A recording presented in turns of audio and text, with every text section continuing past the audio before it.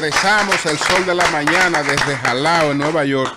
Está con nosotros en estos momentos César Dargan, vicepresidente ejecutivo del CONET. Él vino a participar anoche en la inauguración de estas instalaciones, tanto del hotel como de Jalao, aquí en Nueva York. Bueno, antes de que hablemos de otra cosa, ¿qué impresión tiene Dargan sobre lo que es este establecimiento? Julio, Zoila, Pedro, Eury, José, Virgilio, Deli. Qué contento estar hoy con ustedes aquí porque habíamos compartido muchos espacios, pero nunca me imaginé que desde Nueva York lo haríamos. Yo quiero empezar por ahí precisamente, felicitando lo que ocurrió aquí anoche. En la persona de Antonio Espaillat, la inauguración que tuvo lugar aquí en el corazón de Washington Heights, rescatando lo mejor de lo que somos los dominicanos, valorando nuestra cultura. Esto sin lugar a dudas es un primer paso de algo bien grande que viene y estoy muy contento de haber compartido eso anoche con ustedes aquí. Frente a la emergencia que tiene el país, el CONE, ¿cómo está colaborando, cómo está auxiliando al gobierno y a la gente que necesita? Mira, definitivamente desde que el huracán se convirtió en una amenaza para la República Dominicana, activamos el Comité de Gestión Integral de Riesgos que ya existe y está preparado para este tipo de situaciones y se fortaleció bastante con la pandemia.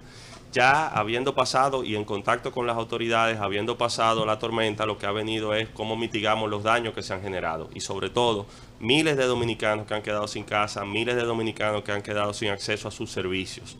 Ayer precisamente, quizás les doy la primicia, tuvimos una reunión de coordinación con la Vicepresidencia de la República, en donde se han hecho una serie de planteamientos y requerimientos para acciones conjuntas. Nosotros también hemos dicho que debemos pensar al momento de la reconstrucción, no solamente en remediar el daño inmediato que ocurrió, sino que hay muchas cosas que se pueden prevenir en el tiempo. Sabemos muchas áreas de nuestro país que constantemente son objeto de inundaciones. Entonces, si estamos pensando en replantear las viviendas de esas personas, pues hacerlo pensando a futuro en un país con tantas necesidades. Entonces, actualmente lo que estamos es canalizando recursos, apoyando las gestiones que está haciendo el gobierno y dando la cara por nuestra gente. En ese mismo orden, sí, adelante, Zoila. Partiendo de que no pasa... El agua de un río no pasa dos veces por el mismo sitio, pero nosotros estamos en la parte más difícil de la temporada ciclónica. Entonces, podrían hacer estas reparaciones, pero esas mismas zonas podrían verse impactadas. Entonces, ¿habría algún cambio, ya sea en el diseño, en la prevención, en la construcción? ¿Se contempla? Porque todos los años nosotros estamos en lo mismo.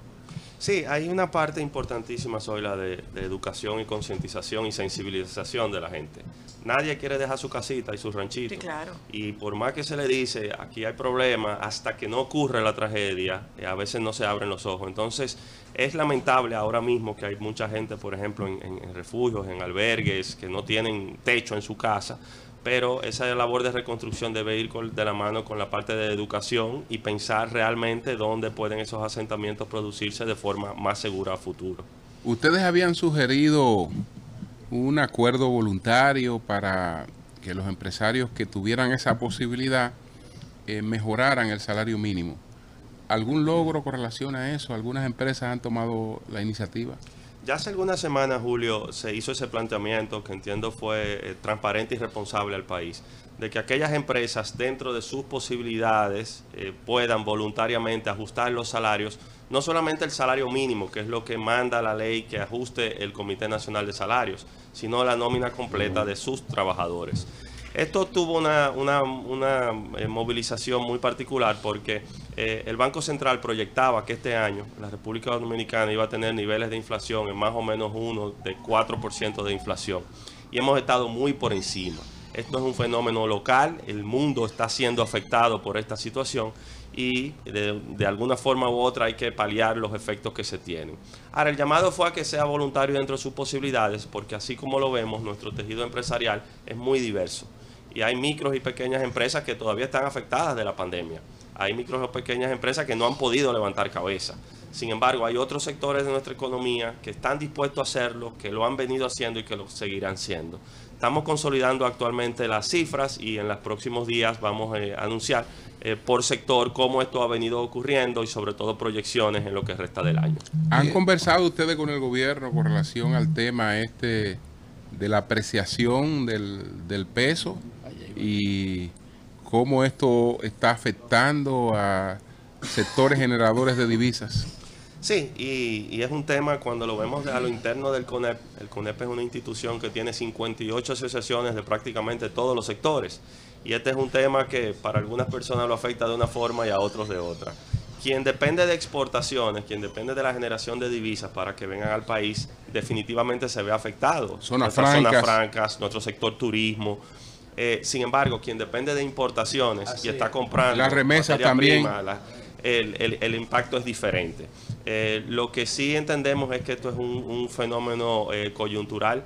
República Dominicana, comparado con el resto de la región, ha mantenido niveles de estabilidad y tan pronto estos choques externos que estamos recibiendo pasen, debe volver a la estabilidad que hemos tenido durante décadas. Hablando de estabilidad, César, hablábamos ahorita de Haití. Haití es dicen el segundo socio comercial, para mí es el primero. Pero ustedes son que manejan esos números y yo debo respetarlo. ¿Cómo ha afectado el recrudecimiento de la violencia al intercambio o al envío de nosotros de mercancías allá al territorio haitiano? Pedro, no te has equivocado porque el comercio, el intercambio comercial con Haití tiene diferentes componentes. Si nos vamos a la parte formal, es decir, esas exportaciones dominicanas que pagan sus tributos en aduanas, pues efectivamente está entre el segundo y el tercer lugar. Sin embargo, cuando agregamos el componente del comercio informal, es decir, todo lo que ocurre semanalmente, los mercados binacionales y lo que ocurre en el intercambio en nuestra frontera, y lamentablemente el comercio ilícito se ha venido creciendo significativamente, pues ese flujo es aún mucho mayor y efectivamente Haití es un socio comercial importante. Pero lo que estamos viendo Haití ahora no es un tema económico ni comercial. Aquí hay un problema mucho más grande y mucho más profundo.